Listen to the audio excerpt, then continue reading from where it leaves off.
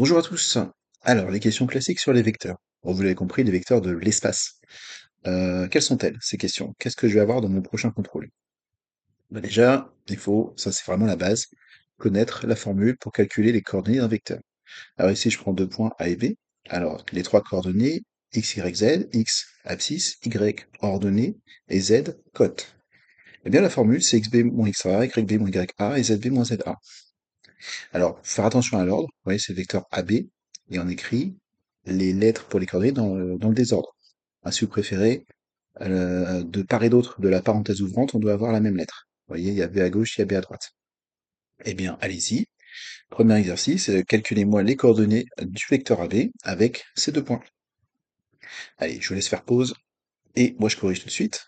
Donc, bah, ici, on va suivre la formule, hein. Donc, on a des soustractions. Première colonne, je vais mettre les coordonnées du deuxième point, donc 0, -1, 5. Et à droite, je vais mettre un 2, 3. Et voilà, c'est juste un jeu de soustraction. Donc je vous laisse vérifier. -1, -3, 2.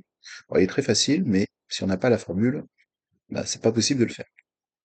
Alors, autre question classique, des vecteurs sont-ils collinéaires? Alors déjà, qu'est-ce que c'est? Des vecteurs collinéaires. Eh bien, c'est écrit, c'est des vecteurs qui ont la même direction. Vous voyez, ces deux-là, ils n'ont pas la même longueur, ils n'ont pas le même sens, mais ils ont la même direction, c'est-à-dire qu'ils sont portés par des droites parallèles. Et donc, on peut aussi dire que leurs coordonnées sont proportionnelles. Alors justement, c'est comme ça qu'on fait pour répondre à la question. On va regarder si les coordonnées sont proportionnelles.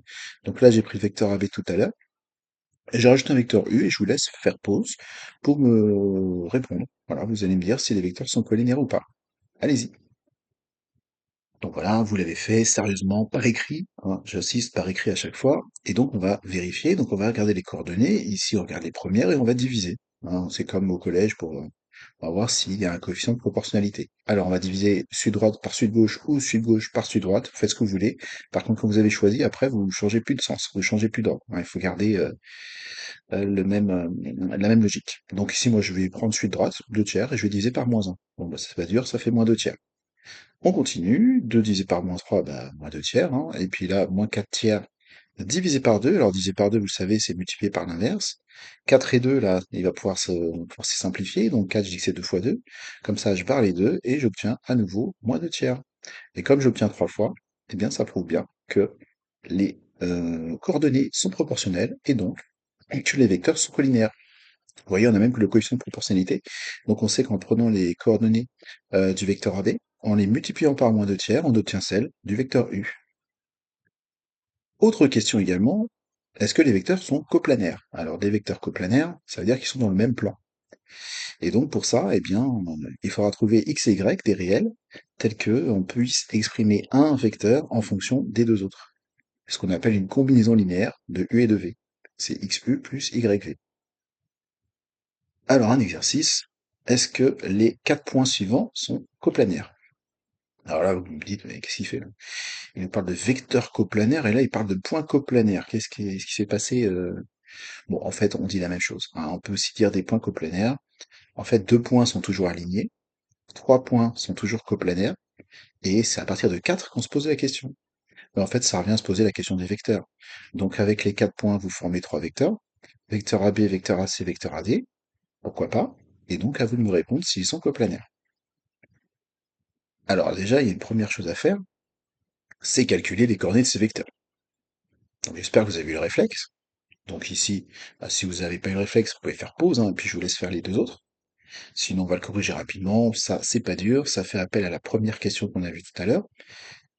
Donc, -2, -1, 0, 2, 1, 2, -3, -3. Alors, bon, on a avancé, on est passé des coordonnées des points à des coordonnées de vecteurs. Maintenant, la question reste entière. Est-ce qu'ils sont coplanaires? Bah, déjà, on va regarder les deux premiers. Parce que si deux vecteurs sont collinaires, bah, les trois sont forcément coplanaires et on a déjà répondu. Donc ça vaut le coup de regarder. Bon, par contre, les deux premiers, regardez, il y a -2 et 0, donc ils sont clairement pas collinaires. Comment je le sais? Est-ce que je peux avoir un coefficient de proportionnalité quand il y a un 0 à droite et il n'y en a pas à gauche? Bah non, regardez, 0 fois quoi égale -2? Bah 0 fois rien du tout. Ça n'arrive jamais. Donc j'ai pas de coefficient de proportionnalité, j'ai même pas besoin de faire les autres lignes. Donc là, quand il y a un 0, c'est très facile. Et donc, Bah, je sais que les coordonnées sont pas proportionnelles. Donc le vecteur AB et le vecteur AC, manque de chance, ils sont pas collinaires. Donc on va chercher à exprimer le troisième vecteur en fonction de ces deux-là. Donc je cherche x et y, comme la définition de tout à l'heure l'indiquait. Alors comment on fait pour trouver x et y? Eh bien on va remplacer les vecteurs par leurs coordonnées, ceux qu'on a calculés tout à l'heure, ceux qu'on voit d'ailleurs, hein, je les ai rappelés tout en haut. Et puis on va essayer de former un système. Alors comment on fait? Eh bien on va distribuer en quelque sorte un x et y à tous les coordonnées. Donc on va multiplier, vous voyez le premier bloc vert ici, x, et bien on va multiplier toutes les coordonnées par x, donc moins 2x, moins x, x, et on fait pareil pour y. Bon, alors avec le 0 c'est facile, et puis 2y et y. Et là maintenant on va regarder ligne par ligne. Donc première ligne, j'ai 2 égale moins 2x plus 0, donc tout simplement 2 égale moins 2x, et on fait ça pour toutes les lignes, vous voyez. On scanne un peu notre égalité de bas, de haut en bas plutôt, j'allais dire bas en haut, mais non. On peut le faire de bas en haut aussi, hein, ça change pas grand-chose. Et comme ça, on arrive à avoir notre système, voilà, dernière ligne, moins 3 égale x plus y. Et donc, la coplanarité, la plupart du temps, pour pas dire tout le temps, ça revient à résoudre un système. Alors celui-là, il n'est pas dur. Première ligne, qu'est-ce qu'on peut en tirer de la première ligne? Ben, la valeur de x égale moins 1. Hein, vous prenez 2, vous divisez par moins 2, c'est terminé. Et puis, on va pouvoir remplacer x par moins 1 dans les deux lignes d'en dessous pour trouver la valeur de y. Donc pour la deuxième ligne, on remplace, donc si x c'est moins 1, ben, moins x c'est 1. On ajoute y pour avoir la ligne complète. Et puis après, ben, un jeu de résolution d'équations, on trouve que y égale à moins 2. Alors là, il semblerait qu'on ait trouvé x et y. Mais il faut quand même vérifier la dernière ligne, hein, parce que si c'est pas compatible, c'est pas bon.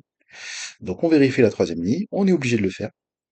On remplace x c'est moins 1, et donc y c'est moins 2, tout va bien. On a trouvé la même valeur, donc on peut affirmer que les vecteurs sont coplanaires, et donc on peut les écrire l'un en fonction des deux autres. Alors je remplace, hein, x c'était moins 1, y c'est moins 2, donc on peut écrire que le vecteur AD c'est moins le vecteur AB, moins 2 fois le vecteur AC. Et donc, et je terminerai là-dessus, si les vecteurs sont coplanaires, on peut affirmer qu'ils sont tous dans le même plan, donc ils ne forment pas une base de l'espace. Voilà.